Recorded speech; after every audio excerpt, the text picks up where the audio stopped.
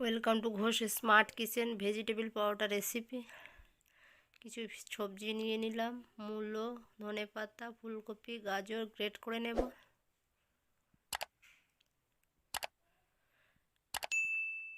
নতুন পুরনো সকল বন্ধুদেরকে জানাই ধন্যবাদ আমার পাশে থাকার জন্য, আমার ভিডিওগুলো দেখার জন্য। তো প্রথমে ফুলকপি, গাজর, মূলো সব কিছু গ্রেট করে নেব।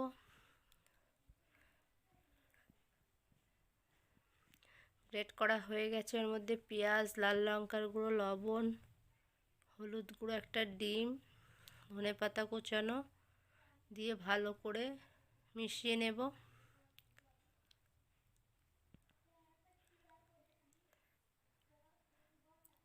সব কিছু মিশিয়ে নিয়ে ময়দা দিয়ে একটা ব্যাটার বানিয়ে নেব। নিয়ে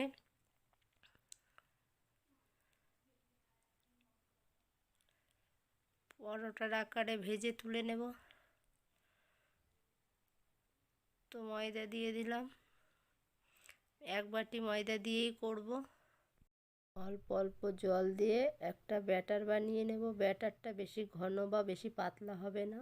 কড়াই সর্ষের তেল গরম করে অল্প অল্প ব্যাটার দিয়ে পরোটার আকারে ভেজে তুলে নেব। তো দেখুন, একটু ব্যাটার দিয়ে দিয়েছি তেলের মধ্যে, এক পাশ হয়ে গেছে, উল্টে দেব। বাচ্চাদের টিফিন রেসিপি একবার হলেও বাড়িতে এভাবে ট্রাই করবেন, কমেন্টে জানাবেন কেমন হলো।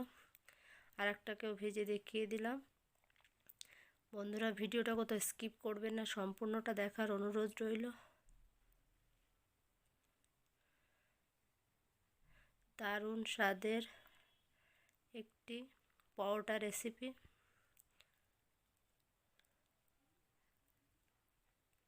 অনেক বাচ্চারা আছে সবজি খেতে চায় না, এভাবে একবার হলেও তৈরি করে দেবেন। একবার খেলে বারবার বলবে বানিয়ে দিতে। তো এরকম আরও নতুন নতুন রান্নার রেসিপি পেতে আমার চ্যানেলটা সাবস্ক্রাইব করে রাখবেন। আমার রান্নাগুলো যদি ভালো লাগে লাইক, কমেন্ট, শেয়ার করবেন।